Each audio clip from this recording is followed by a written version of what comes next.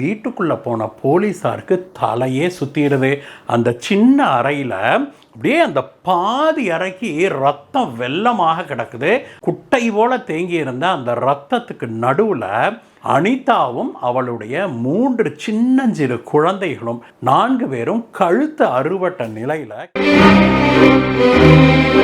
February 25, 2026 புதுடெல்லியில் இருக்கிற சமைப்பூர் பத்ரி அப்படிங்கிற பகுதியில் ஆசாத்பூர் மண்டி அப்படிங்கிற ஒரு ஹோல்சேல் மார்க்கெட்டு. அந்த மார்க்கெட் அன்றைக்கு காலையில் சுமார் 7:30 மணி அளவில் பயங்கர பரபரப்பாக பீக்கில் செயல்பட்டுக்கிட்டு இருக்குது.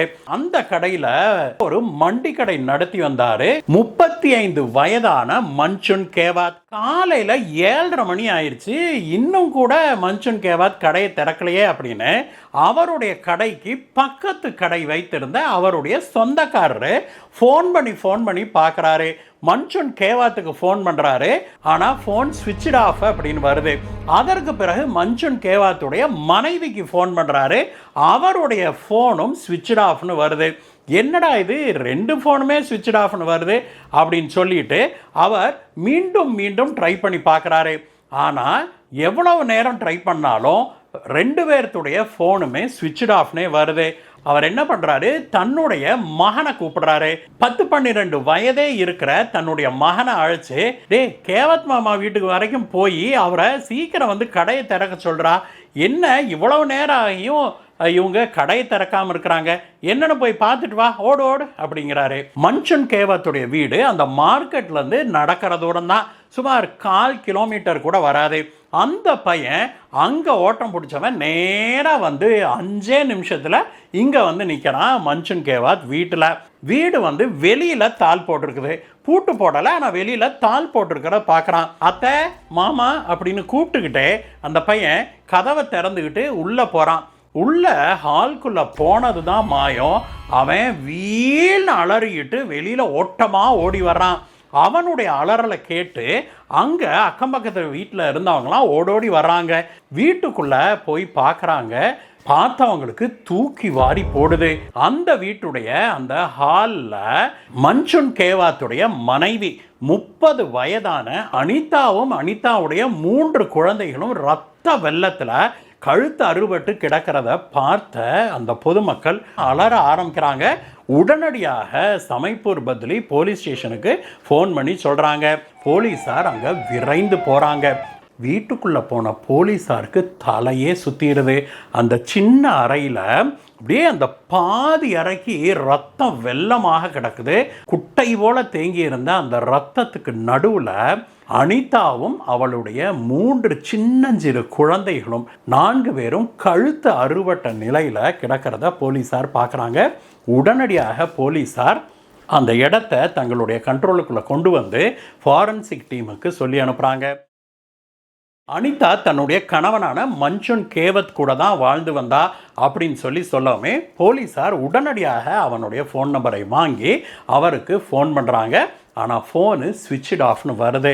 உடனடியாக போலீஸாருடைய சந்தேகம் அனிதாவுடைய கணவனான மன்சுன் கேவத் மேலே தான் விழுது. அதற்கு பிறகு போலீஸார் அவங்களுடைய சொந்த பந்தம்னா இருந்தாங்களே அவங்கக்கிட்ட இந்த மாதிரி வீட்டில் ஏதேனும் திருட்டு போயிருக்கா என்ன ஏதுங்கிறத ஒரு முறை பார்க்க சொல்கிறாங்க. அவங்க பார்த்தபோது அந்த மாதிரி எதுவும் திருட்டு போன மாதிரிலாம் தெரியலைங்க சார் அப்படின்னு சொல்கிறாங்க. உடனடியாக போலீஸார் அந்த 4 உடல்களையும் கைப்பற்றி போஸ்ட்மார்ட்டத்துக்கு அனுப்புகிறாங்க. அதே சமயத்தில் போலீஸாருடைய அந்த ஃபாரன்சிக் டீம் வீடு முழுவதும் ஏதேனும் தடயங்கள் கிடைக்குமா, இந்த மாதிரி அனிதாவுடைய கணவர் இதை செய்திருப்பாரா அல்லது வேற யாராவது வந்து இந்த கொலைகளை செய்துவிட்டு அவருடைய அனிதாவுடைய கணவனை கடத்திக்கிட்டு போயிட்டாங்களா அப்படிங்கிற மாதிரியான கோணத்திலையும் விசாரிக்கிறாங்க.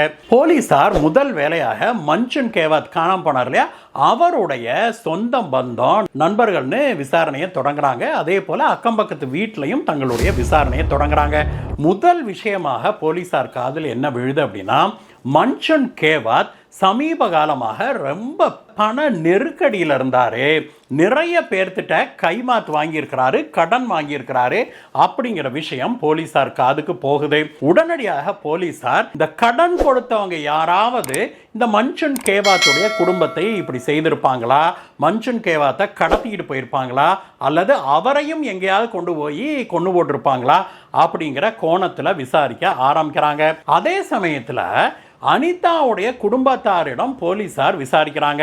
அனிதாவுடைய பெற்றோர்களும் சரி, அனிதாவுடைய சகோதரரும் சரி ஒரு விஷயத்தை சொல்றாங்க.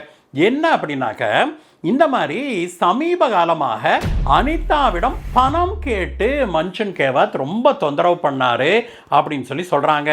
அவருக்கு சூதாடுகிற பழக்கம் இருக்குது, அதனால அவர் நிறைய பணத்தை தொலைச்சிட்டாரு அப்படின்னு சொல்லி ஒரு முறைக்கு பல முறை அனிதாவே கண்ணை கசக்கிட்டு தங்க வீட்டில் நின்று விஷயத்தை சொன்னதாகவும், அவ்வப்போது நாங்களும் கொஞ்சம் உதவியெல்லாம் செஞ்சோங்க சார், ஆனா 2-3 மாதங்களுக்கு முன்பு தான் கிட்ட மன்சூன் கேவாத் என்ன சொல்லியிருக்கான், 10-15 லட்சத்துக்கு மேலே எனக்கு கடன் இருக்குது, உங்கள் வீட்டுக்கு போய் நீ ஒரு 10 லட்சமாவது எனக்கு வாங்கி கொண்டாந்து கொடு, நீ கடனாக கொடு, நான் வேணா உங்கள் அப்பாவுக்கு உங்கள் அண்ணனுக்கு பின்னாடி திருப்பி கொடுத்துட்றேன்னு சொல்லி நீ வாங்கிட்டு வந்து கொடு அப்படின்னு சொல்லி அனிதாட்ட சொல்லியிருக்கிறான் இந்த மன்சூன் கேவாத். அனிதாவும் ஒரு முறைக்கு பல முறை தன்னுடைய அம்மா வீட்டுக்கு போய் தன்னுடைய நிலைமையை சொல்லி இந்த மாதிரி 10 லட்ச ரூபா கேட்குறாருப்பா, 10 லட்ச ரூபா கேட்குறாருப்பான்னு அனிதா சொல்ல, அவங்க அப்பாவும் ஏமா 10 லட்ச ரூபா கொடுக்குற சூழ்நிலையிலையா நாம் இருக்கிறோம், நம்ம என்ன அவ்வளோ பெரிய பணக்காரங்களா, நாம் எங்கம்மா அவ்வளோ பணத்துக்கு போகிறது, அது மட்டும் இல்லை உங்கள் அம்மா கழுத்தை பாரு காதை பாரு, நகைன்னு ஏதாவது நாங்கள் போட்டிருக்கிறோமா, நகையை வச்சு கூட நமக்கு கொடுக்குற அளவுக்கு பணம் இல்லையம்மா அப்படின்னு சொல்லி அவங்க சொல்லியிருக்கிறாங்க. மன்சூன் கேவாத் தொடர்ந்து அனிதாவை கேட்டதோடு இல்லாமல் அடித்து துன்புறுத்தவும் ஆரம்பிச்சிருக்கிறார். அப்படி தண்ணி போட்டுட்டு வர்றது அனிதாவையும் குழந்தைகளையும் அடித்து துன்புறுத்துறது, போய் உங்கள் அம்மா வீட்டில் வாங்கிட்டு வான்னு அனிதாவை துரத்தியும் விடுறது. ஒரு கட்டத்தில் அனிதாவுடைய பெற்றோர்களால் இதை தாங்கி கொள்ளவே முடியல. அதனால அவங்க என்ன பண்ணுறாங்க, மாப்பிள்ள எங்களால் என்ன முடியுமோ நாங்கள் கொடுக்குறோம், தயவு செஞ்சு நீங்கள் அனிதாவை தொந்தரவு பண்ணாதீங்க, அனிதாவை துன்புறுத்தாதீங்க அப்படின்னு சொல்லிட்டு அவங்க தங்களுடைய பங்குக்கு சில ஃபைனான்ஸ் கம்பெனிகளில் போய் 2 லட்ச ரூபா கடனுக்கு வாங்கி கொண்டு வந்து மன்சூன் கேவாத்துக்கு கொடுத்துருக்குறாங்க. அனிதா 2 லட்ச ரூபா கொண்டு வந்து கொடுத்த பிறகும் கூட தனக்கு பணம் பத்தலைன்னு ரொம்பவுமே அடிச்சு துன்புறுத்தி இருக்கிறான் இந்த மன்சூன் கேவாத். அந்த 2 லட்ச ரூபாயையும் வாங்கி கொண்டு போய் சூதாடி 4 நாளில் தொலைச்சிக்கிட்டு வந்துட்டார் மனுஷன். இந்த சம்பவம் நடந்து சரியா 2 மாதம் ஆகுதுங்க சார். கடந்த 2 மாசமா பணம் கேட்டு பயங்கரமா துன்புறுத்தினாரு. இருந்தாலும் அனிதா இப்ப மறுபடியும் பிரெக்னன்ட் ஆகிறதுனால பல்ல கடிச்சுக்கிட்டு இருந்தா அப்படின்னு சொல்லி அனிதாவுடைய பெற்றோர் சொல்றாங்க. ஒரு பக்கம் மன்சூன் கேவாத்துக்கு ஊரெல்லாம் கடன் கொடுத்தவங்களை எல்லாம் லிஸ்ட் போட்டு போலீஸ்காரங்க விசாரிக்கிறாங்க. யாருமே மன்சூன் கேவாத்துக்கு பெரிய அளவில் அச்சுறுத்தலை கொடுக்கவில்லை அப்படிங்கிறது தெளிவாகுது. அதே சமயத்தில் இந்த பக்கம் மன்சூன் கேவாத்தோ கைக்கு கிடைச்ச பணத்தை எல்லாம் சூதாடி தொலைச்சுவிட்டு மறுபடியும் அனிதாவையும் அனிதாவுடைய குழந்தைகளையும் துன்புறுத்தி பணம் கொண்டான்னு நச்சு அரிச்சிருக்கிறா. அப்படி இதை ரெண்டையும் சேர்த்து வச்சு பார்க்கும்போது மன்சூன் கேவாத்தின் மீது போலீசாருடைய கவனம் திரும்புது. உடனடியாக போலீசார் இந்த மன்சூன் கேவாத்துடைய ஃபோனை ட்ராக் பண்ண ஆரம்பிக்கிறாங்க. ஸ்விட்ச் ஆஃப் ஆகவே இருந்தது இல்லையா ஃபோனு, அந்த ஃபோனு எப்பயாவது ஸ்விட்ச் ஆன் பண்ணுனா ஆளை பிடிச்சிருவோம் அப்படின்னு சொல்லி போலீஸாருடைய ஒரு டீம் அதை கண்காணிச்சுக்கிட்டே இருக்கிறாங்க. அதே சமயத்தில் மன்சூன் கேவாத் மேலே இவ்வளவு சந்தேகம் இருந்தாலும் கூட போலீஸார் இன்னொரு ஆங்கிள், வேற யாராவது கொலை பண்ணியிருப்பாங்களோ, மன்சூன் கேவாத்தை கடத்திட்டு போயிருப்பாங்களோ அப்படிங்கிற அந்த ஆங்கிளையும் அவங்க விட்டுவிடவில்லை.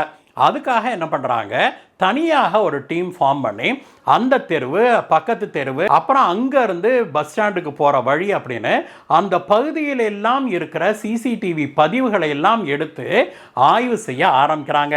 அப்படி அவங்க பார்த்தபோது மன்சூன் கேவாத்து சம்பவம் நடந்த அன்று காலையில் சுமார் 5 மணி போல மன்சூன் கேவாத்து தன்னுடைய பைக் எடுத்துக்கிட்டு வீட்டில இருந்து வெளியேறது தெரியுது. அப்பொழுது அவர் தனியாக தான் இருந்திருக்கிறாரு. அதற்கு பிறகு அவர் அங்கேருந்து ரயில்வே ஸ்டேஷனுக்கு போகிறதும் தெரியுது போலீஸ்காரங்களுக்கு. மனுஷன் எங்கேயோ தப்பிச்சு ஓடி இருக்கிறாப்படி அப்படிங்கிறது தெரியுது. ஆனால் எங்கே போனார்னு கண்டுபிடிக்க முடியல. அதனால் ரயில்வே ஸ்டேஷனில் அதே சமயத்தில் பஸ் ஸ்டாண்ட்லையும் கூட இருக்கிற சிசிடிவி பதிவுகளை எல்லாம் ஆய்வு செய்ய ஆரம்பிக்கிறாங்க. இப்படி போலீஸார் 2 கோணங்களில் விசாரிச்சுக்கிட்டு வந்த சமயத்தில் தான் அவங்களுக்கு அந்த லக் அடிக்குது. திடீர்னு மஞ்சன் கேவாத்துடைய ஃபோன் ஆன் ஆகுது. போலீஸார் உடனடியாக அதை எங்கே இருக்குது அப்படின்னு சொல்லி ட்ராக் பண்ணுறாங்க. அப்படி அவங்க ட்ராக் பண்ணும்போது ஃபோனு ராஜஸ்தானில் இருக்கிறது தெரிய வருது. உடனடியாக போலீஸாருடைய ஒரு டீம் கிளம்பி நேராக ராஜஸ்தானுக்கு போகிறாங்க.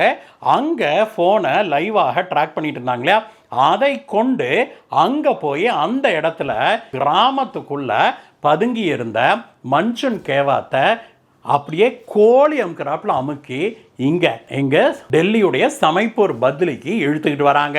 மஞ்சுன் கேவாத்தை கூட்டிகிட்டு வந்து இங்க சமைப்பூர் பத்லி ஸ்டேஷன்ல வச்சு போலீஸார் கேள்வி கேட்க ஆரம்பிச்ச போது அவன் என்ன சொல்றான், சார் மனிஷ்னு ஒருத்தர் என்னைய ரொம்ப டார்ச்சர் பண்ணாரு, பணத்தை உடனடியாக திருப்பி கொடுக்கலைன்னா என்னையும் என் குடும்பத்தையும் கொன்றுவேன் அப்படின்னு சொல்லி டார்ச்சர் பண்ணாருங்க சார்.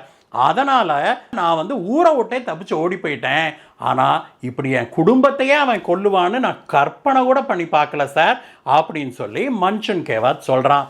இப்படி தம் மேலே இருந்த சந்தேகத்தை மனிஷ் மேலே இவன் மடை திருப்பி விடுறான். போலீஸாருக்கு இவன் தான் செஞ்சிருப்பான், மஞ்சுன் கேவாத் தான் செஞ்சிருப்பான்னு தோணுனாலுமே கூட இந்த ஆங்கிளையும் விடக்கூடாது இல்லையா, மனிஷை போய் இழுத்துட்டு வராங்க. மனிஷ்கிட்ட ஏற்கனவே போலீஸார் விசாரணை செய்து முடிச்சிருந்தாங்க. இருந்தாலும் கூட மறுபடியும் மனிஷை உட்கார வச்சு தீவிரமாக விசாரிக்கிறாங்க. மனிஷ் என்ன சொல்கிறா, அப்படி சார் நான் மிரட்டினது என்னவோ உண்மைதான், நான் மிரட்டினது இன்னைக்கு நேற்று இல்லை, பல மாசங்களாக நான் இவனை கூப்பிட்டு திட்டுறதும் மிரட்டுறதும் மண்டி கடையில் முன்னாடி வந்து நின்று கத்துறதுமா இருக்கிறேன். ஆனால் இவன் கல்லுளி மங்கனாட்டு இருக்கிறானுங்க சார், ஒரு பைசாவை அவன் திருப்பி கொடுக்கவே இல்லை. ஆனால் எப்போ பார்த்தாலும் சூதாடுறதுக்கு போய் உட்காந்துருக்கிறான், அங்கே போய் கூட இவனை சத்தம் போட்டு வந்திருக்கிறேன் அப்படின்னு சொல்லி மனிஷ் சொல்கிறாரு. இருந்தாலும் கூட போலீஸாருக்கு இந்த மனிஷுடைய தியரியை வெரிஃபை பண்ணணும் அப்படிங்கிறதுக்காக போலீஸார் என்ன பண்ணுறாங்க, மனிஷுடைய ஃபோனு எங்கெல்லாம் போச்சு, சம்பவம் நடந்த 4 நாட்களுக்கு முன்னாடி இருந்து அதற்கு பிறகும் எங்கெல்லாம் போயிருக்கிறாரு வந்திருக்கிறாரு அப்படின்னு சொல்லி ட்ராக் பண்ணுறாங்க. அப்படி அவங்க ட்ராக் பண்ணும்போது மனிஷ் இந்த மஞ்சுன் கேவாத் வீட்டுக்கு பக்கமே வரல அப்படிங்கிறது தெளிவாகுது. இருந்தாலும் கூட மனிஷை ஃபுல்லாக அவங்க விடுவிக்கிறதாக இல்லை. மனிஷை உட்கார வச்சுக்கிட்டு அதுக்கப்புறம் இவங்கிட்ட திரும்பி தங்களுடைய தீவிரமான விசாரணையை ஆரம்பிக்கிறாங்க. மஞ்சுன் கேவாத்தை தனியாக கூட்டிகிட்டு போய் உட்கார வச்சு பல வாராக விசாரிக்கிறாங்க. ஆனால் எப்படி விசாரித்தாலும் அவன் வந்து இந்த மனிஷை தான் கை காட்டுறான். அதற்கு பிறகு தான் போலீஸார் பொறுமை இழந்து இது ஒத்து வராது அப்படின்னு சொல்லிட்டு நம்மளோட வழக்கமான கிடுக்குப்பிடி விசாரணையை போற்ற வேண்டியதுதான் அப்படின்னு முடிவுக்கு வர்றாங்க. அதற்கு பிறகு மஞ்சுன் கேவத்துக்கு தங்களுடைய பாணியில் கிடுக்குப்பிடி விசாரணையை போட ஆரம்பிக்கிறாங்க. போலீஸாருடைய கிடுக்குப்பிடி விசாரணையுடைய தீவிரத்தை தாங்க முடியாத மஞ்சுன் கேவாத் ஒரு கட்டத்தில் கதற ஆரம்பிக்கிறான்.